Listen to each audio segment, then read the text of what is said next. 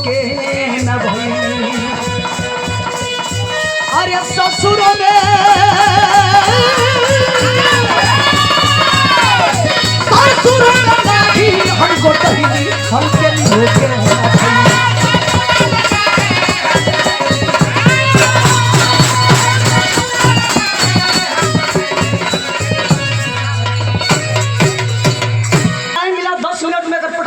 पहलवान होता है अभी ना कि झूठों को ही अखाड़ा पर लंगोटा लेके खाना खड़ा के बहरी भागल चाहता तो समझ रहे कि वो लड़ाकू ना अब नोचवा आई समय के गीत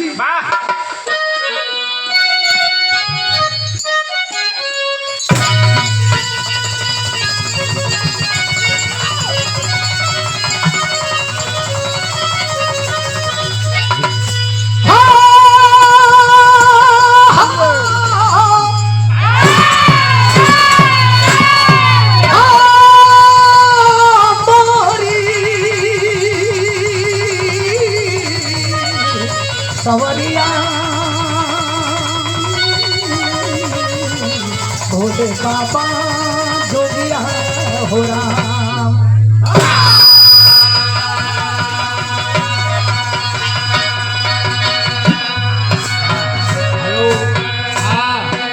अरे दूसरा गाना गावे जाते हो शांति बना के हेलो दूसरा गाना गावे जाते हो। मैं सभी लोग का मैं हार्दिक अभिनंदन एवं स्वागत करते हैं। यहाँ पर बहुत से विरहा सुनने वाले श्रोता और ये कार्यक्रम और मैं कहता भी हूँ जहाँ जहाँ विरहा पहुँचता रहेगा वहाँ वहाँ बनवारी लाल भी पहुँचता रहेगा।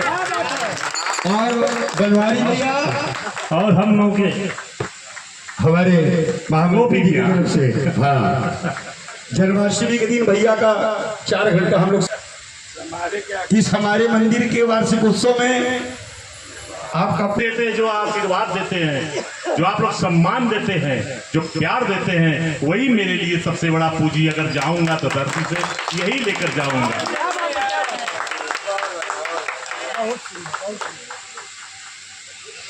अगले प्रमोद लाल बनारसी का और पूजा बंगाली का कार्यक्रम हुआ रहा, मुझे याद है। और इस साल बिहार और यूपी दोनों लड़ गए। यही मेरे लिए सबसे बड़ा है। और बबलू यादव बंजारा भाई, मुन्ना रिया का नाम मालूम हो, बबलू बावरा कर रहे हैं। बावरा कोई और है और बिरहा में है। मैं इसके लिए बोलूंगा नहीं, आजकल जमाना वही चल रहा है। जेकर बापे बनारस के होके ओकरा बेटा पर ओकरा बेटी पर कहाँ असर पड़ी आप खुदे समझ लीजिए। मेरा बाप यही का रहने वाला है। जिस खानदान की मैं वीरांगना हूँ, जिस खानदान से मैं विराग आती हूँ, स्वर्गीय रामदेव गुरु जी, हमारे गुरु जी अभी विजयलाल यादव जी, हमारे गुरु जी प्यारे लाल यादव जी, अब कितना नाम मैं गिनाऊं आपसे। तो मेरे पूरे खानदान के लोग जब यही के हैं तो उसका अंश मेरे अंदर भी होगा। अरे क्या बात है, चाहे बेटा हो के चाहे बेटी हो के, अंश तो जरूर खानदान के होला। बहादुरों के लिए कभी लिखते हैं, चाहे कोई भी लड़वैया हो, सब अपना अपना जोर लगाता है। उन बहादुरों के लिए कभी का इशारा क्या है? बहादुर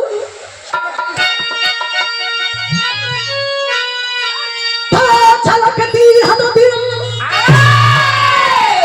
अरे छलकती हददिया, छलकते अरे सदा सिंदूर हटा है गंभीरता,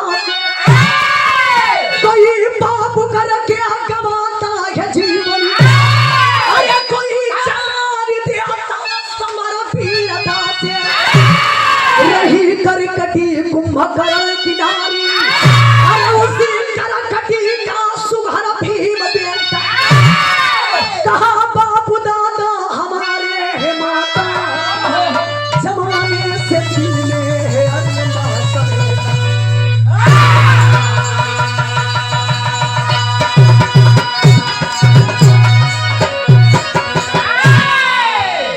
बात हमारा जगह पर रही भोलेनाथ से ही और श्री बड़ेश्वर महादेव के बाद से ही गीत की मेरी शुरुआत हो गई।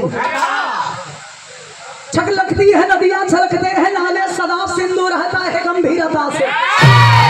कोई पाप करके गवाता है जीवन, कोई जान देता समर वीरता से। रही करकटी कुंभकर्ण की नारी, उसी करकटी का सुघर भीम बेटा। कहा बाप दादा हमारे है माता, जमाने से दिन में है कर्मा समेटा। बिरहा में गजल के अंदाज लगिल बहादुर।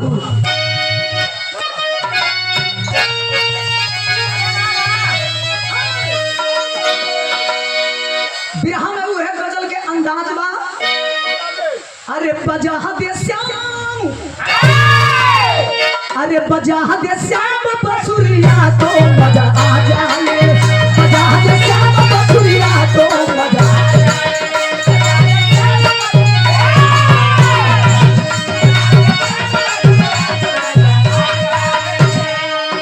बजा दे श्याम बसुरिया तो मजा आ जाए।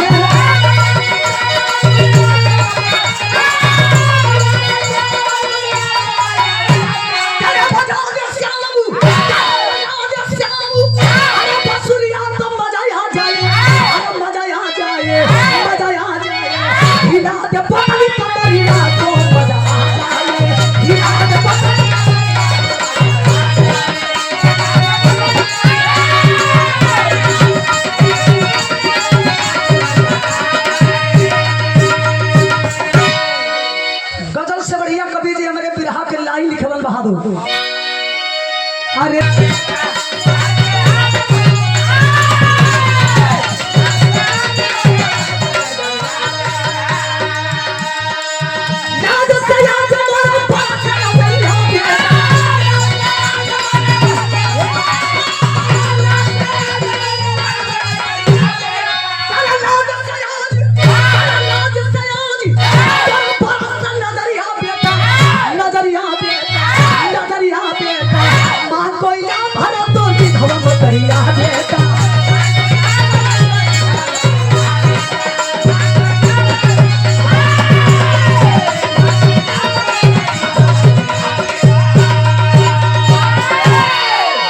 कहानी के यही जैसे शुरुआत हो गई।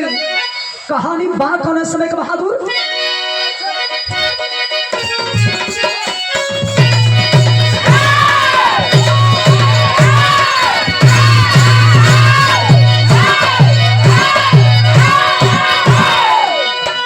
एक लाइन पर ध्यान दे, साइड से हो भैया। अरे कैसे बताऊं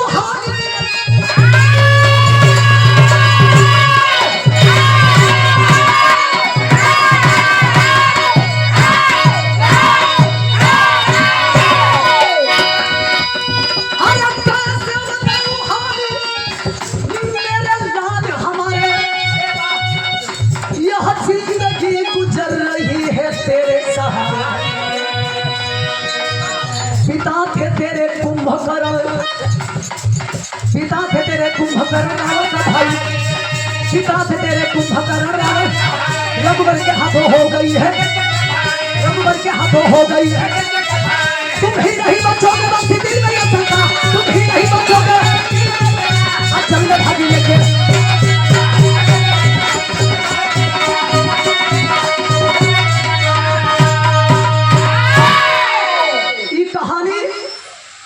एकदम जगह पर बात।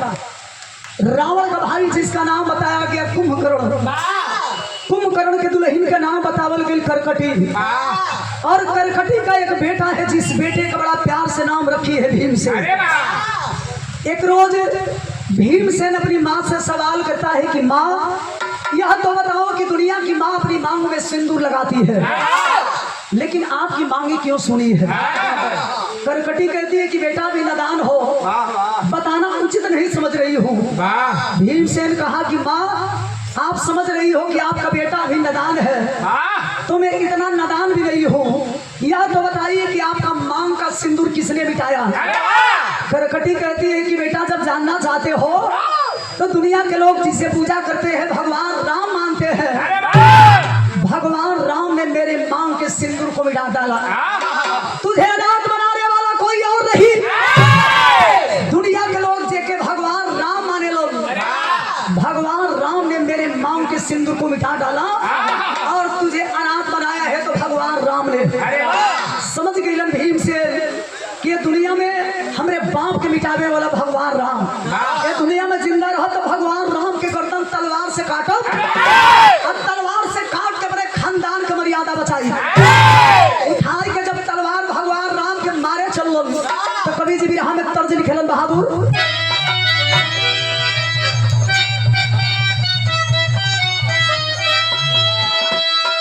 कभी कभी पुरान चीज भी बड़ा मजा देला।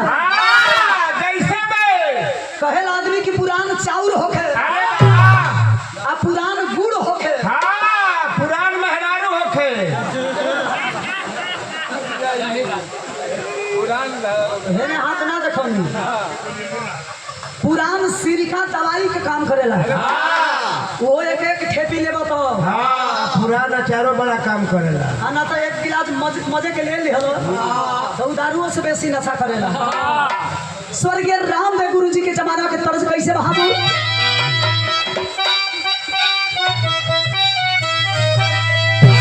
अरे महत हो ललनवा देहि दो,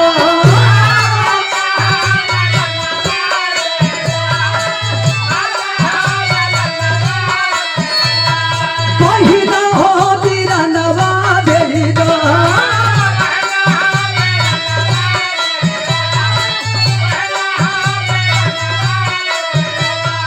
माता हो ललनवा देहि दो, कोई न हो बीरनवा भौजी हो सजनवा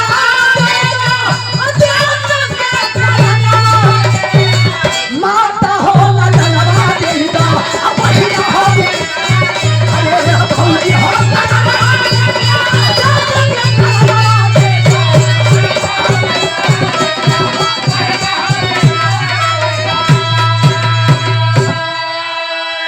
हाथ में तलवार उठा करके कहता है भीम से, माँ इस दुनिया में भगवान राम मेरे दुश्मन है, भगवान राम की गर्दन इसी तलवार से काटूंगा और अपने खानदान का मर्यादा बचाऊंगा।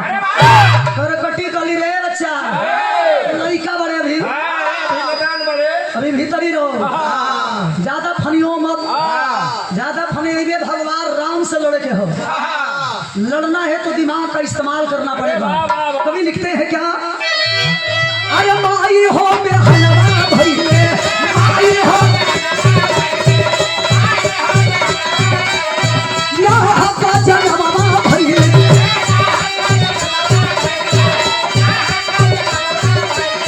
माई हो बेहनवा भइले, अनाथ का देवता के चलते, देवता के चलते माई हो बेहनवा भइले, देवता के चलते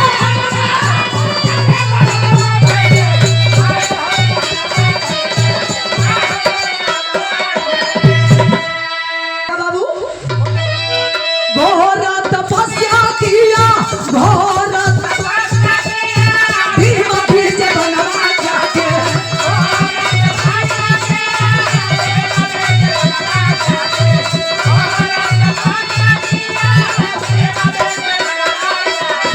परमाणु बेटा बोले ब्रह्मा जी से बनवा जाके,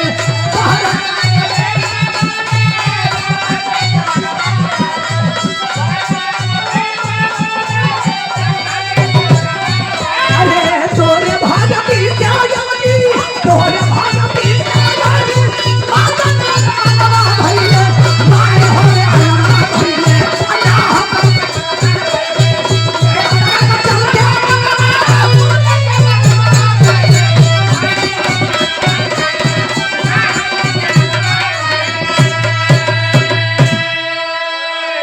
करकटी समझावा तरीके बेटा, भगवान मारे के बाद तनी दिमाग का इस्तेमाल कर।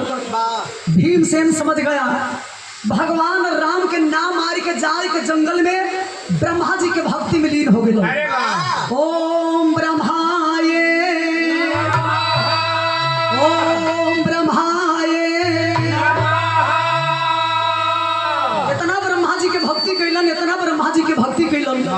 कि ब्रह्मा जी भीमसेन के भक्ति से प्रसन्न हो गए लोग प्रकट होते हैं और भीमसेन से कहे कि बेटा मैं तुम्हारे भक्ति से प्रसन्न हूँ, क्या वरदान चाहिए मांग ले। ए बेटा मांग मांग तो के का चाहिए, आँख खुलल बा भीमसेन देखलन बूढ़ के भेष में ब्रह्मा जी के नहीं बाबा वरदान देवे चलल बड़ा तनी दे देखना देख लो तनी फुकला पर 2-4 कट्ठा जीव वरदान देवे चलल बड़ा निकल ब्रह्मा जी कहलन डांट मत, अरे बूढ़ देखबे भल करी मांग ले हम खुश बनी तो के देवे खातिर आई बनी। भीमसेन कहलन कि खाली बुढ़ापा पर ध्यान दे दो, हम मौका देता नहीं तो के सोचे समझे के समझ लो वरदान देवे खातिर इतना पेनहाइल बोलो तो पहला नंबर तो हमके वरदान ना चाहिए, देवे खातिर इतना खुरियाई बोलो लो तो हमके वरदान उहे चाहिए जो हम मांगो दे देबो तो ठीक बा, ना तो हमारा एगो शर्त हो, हमारी यह शर्त बा कि जितना तोहर बार लौकता बार जितना लौकत हो अगर वरदान ना दिहलो तो जितना ही बराबर लौकता कुल बरवा के बार ले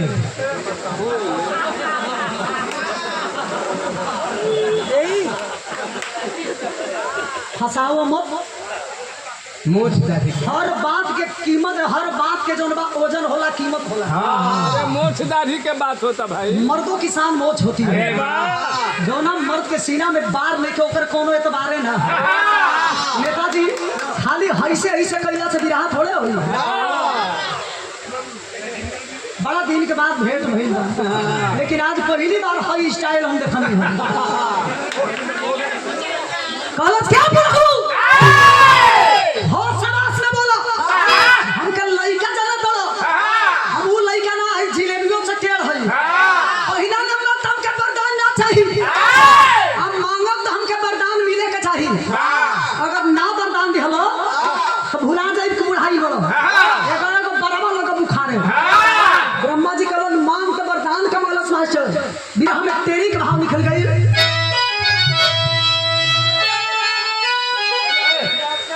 हम सोचा था कि शॉर्टकट में मामला फरिया जाए, तब आदेश में एगो धुन के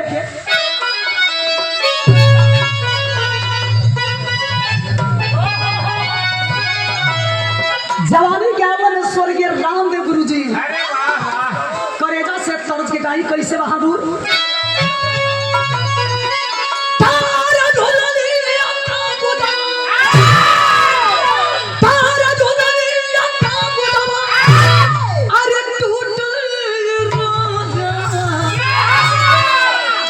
जवनिया गड़िया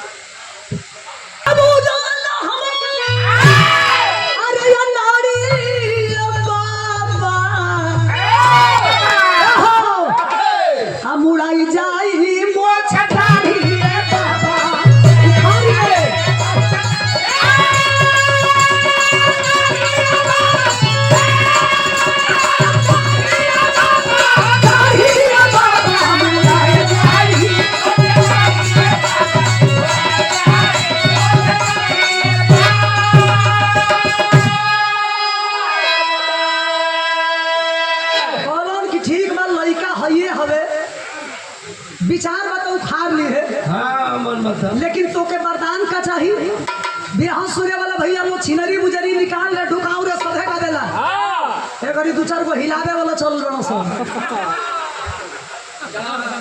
मारा तो सही जा सोई जा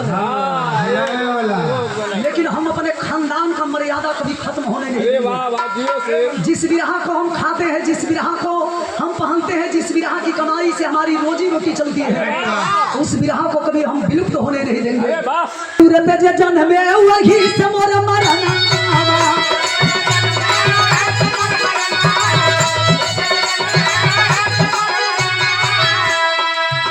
और एकरा अलावा कोई न जीते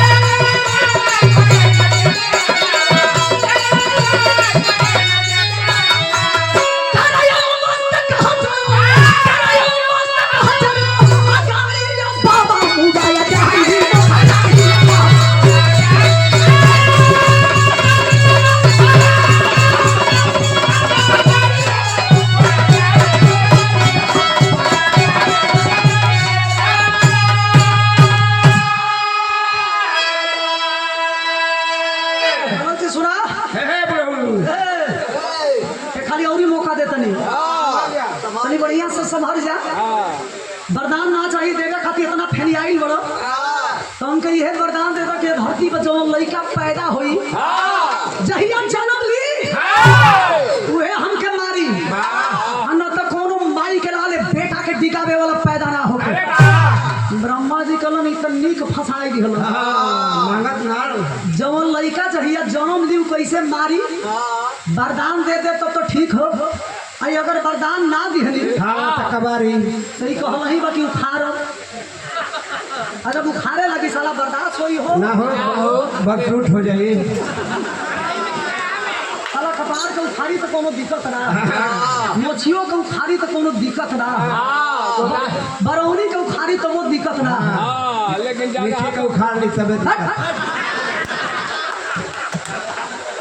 ब्रह्मा जी सिकुड़ल बहुत बतून गई दाद हो दादी तो बड़ा खतरनाक साला खौफ पा गई ऐसे ही नहीं हुरल बड़ा दाद और को परी तो हिने सुना आगा वाला पोजीशन बचौले रहो अरे तो फिर घुमल बा कॉलेज की वरदान चाहिए तो चाहवे करी तो वरदान ब्रह्मा जी मजबूर होके दे देलन कि जाओ वरदान देता हूँ ऐसा ही होगा। अरे वाह जब वरदान मिल गई तो हमारे ऐसा रहे तो नहीं हथियाए वाला लागल दे ही तोड़े लागल दे ही तोड़े जही ना काई वही कर लो ले लो नीचे ले लो बगल ले लो पीछे ले लो अरे मिट लो कला ले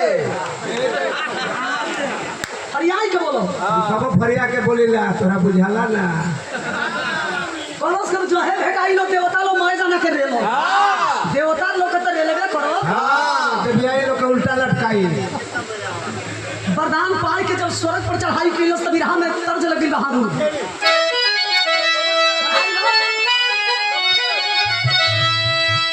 ना मनबो आओ ना मनबो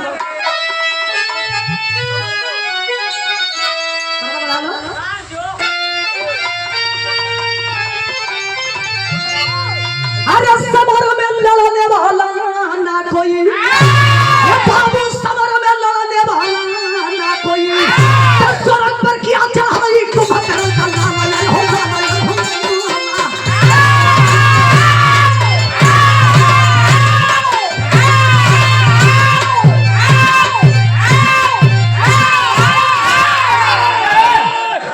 अरे अंधारा लगा चुप रहो ठोराई कौन वीरस का बताऊं सही अरे वीरस गावत नहीं कर वीरस बनावत तमाशा हम बीचों में रहने लगल यहीं से भर कर ना सर धरती के बतिया छोड़ा आसमान पर चढ़ाई कर दिहो स्वर्ग पर चढ़ाई कइलो आ जाय के मर जरा के लगल पिठियावे भागे इंद्र छोड़ी इंद्रासन देवता सभी लाचार हुए बचेगा कैसे धर्म कर्म अब नर नारी में आधार हुए फिक्र बड़ी रिपसु दक्षिण को जो करते शिव की पूजा पकड़ा भीम जब काम रूप में मैं ईश्वर कोई ना दूजा मैं जना भागल लो भेटाई के शंकर भगवान के भक्त जेकर नाम बस सुदक्षिण राजा जाय के भीमसेन काला के पकड़ ले हलो अरे भैया तो सुदक्षिण राजा ना हमारो चिंता राजभर हम आज तेरा मर्डर हो जाएगा अब ना खरवाई बहु अगर इस दुनिया में जिंदा चाहते हो जिंदा रहना चाहते दुनिया में मेरे नाम का जाप तुम्हें जपना पड़ेगा। ये दुनिया में जियल चाहता हो, ये दुनिया में जियल चाहता हो तो मेरे नाम के जपो। ये धरती पर आई भीमसेन का जाप होना चाहिए। कौनो अंकर शंकर के पूजा ना होए। सुदक्षिण राजा के भक्त गन गन गन गन कापत हो, इतने लेना निहुराई के ले जाके जेल के अंदर ठेल दियो। वही में चना गुड़ डाल दिया। ये बात के जानकारी जब मैं देवता लोग के चलल मीटिंग कई लोग तो कभी जी बिरहा में चौरिया का भाव निकलो।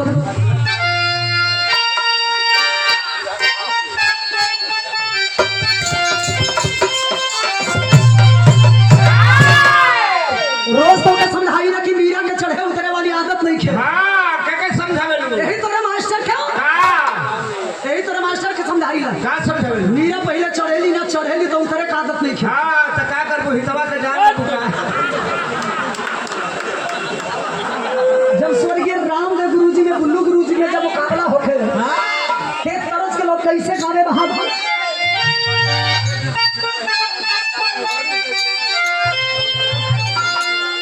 अरे बारी उमर कमर चटनिया बारी उमर कमर चटनिया बारी उमर कमर चटनिया कोरी खिंचे दी हुर के पनिया गया झूले झूले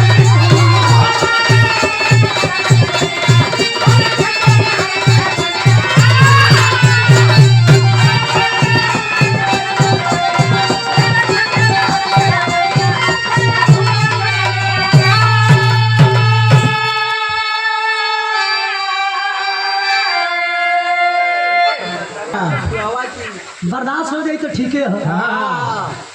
ना तो कहाँ कर दी दांत पर दांत चढ़ाई ली है। कैसे कहे अरे बाबा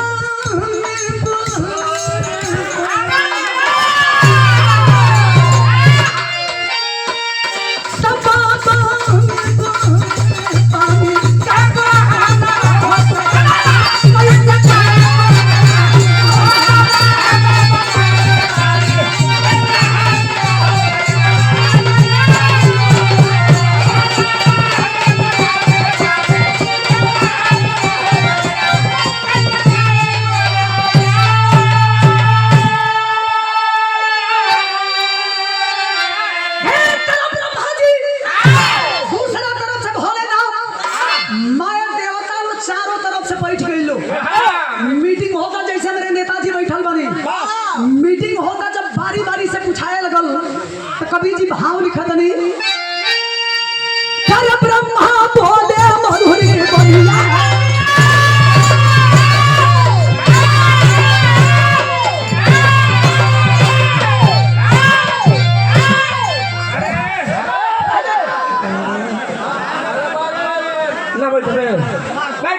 असल बात तो करो गलती ना। जब से एलिए जब तक कमेटी वाला भैया लोग पानियो ना पियावल हलो ना खियावल हलो के यही से गरम भाई गंजो ना पियावल हलो यही से गरम चिंता मत कर जान नहीं जे सवेरे मेहनत कर गाड़ी में लाल का रसगुल्ला खाइल बा 50 रुपया दे के स्वागत के लिए बनी हमारे भैया मधुरी बनिया ब्रह्मा बोले मधुरी बनिया भाई बिहार के दुनिया दुनिया के दुनिया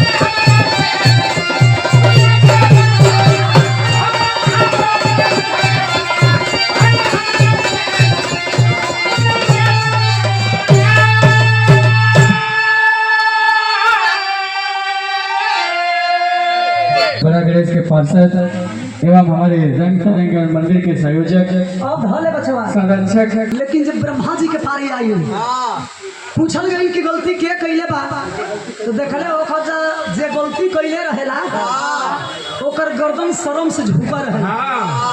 ब्रह्मा जी के गर्दन नीचे हो मुड़िया उठवला और उठा के भोलेनाथ से कहलन कि प्रभु गलती हमरे से भइल बा। ए लइका के हमें वरदान देले बानी, ए लइका के हम इहे वरदान देले बानी कि धरती पर जब लइका जन्म ली उहे तो के मारी।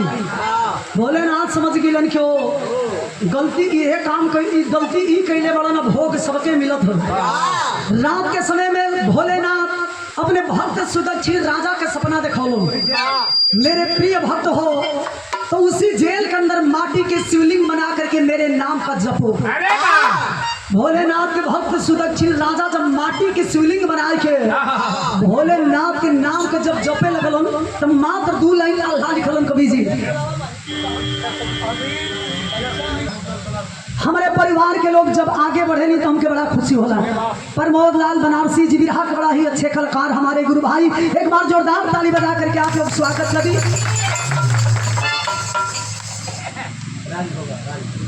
माला और पैसा दे के है हम तो कुछ देवे के काबिल नहीं, लेकिन जनता के आशीर्वाद और भोलेनाथ के बाबा परेश्वर महादेव जी के आप पर कृपा बनल रहे। बिरहा में कवि जी अल्लाह लिखलन बहादुर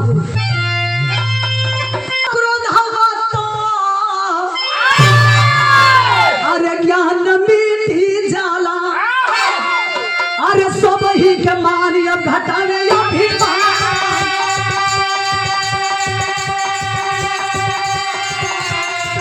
अरे सब ही के मानी अब घटावे अभिमान अरे भी बलवा पता नहीं बेटा अरे किया है चढ़ाई सब दे अरे तू तो दोषी होला जे तुझे ला दुनिया अरे भैया दोषी होला जे तुझे ला दुनिया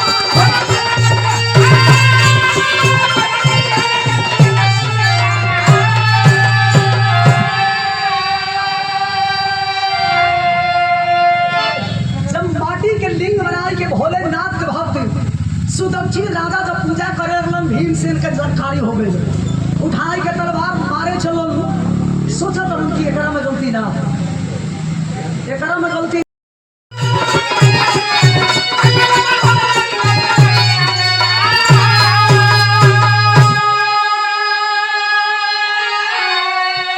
आप इष्ट देव हैं, हमें जानकारी नहीं थी। इस बच्चे को आप क्षमा कीजिए।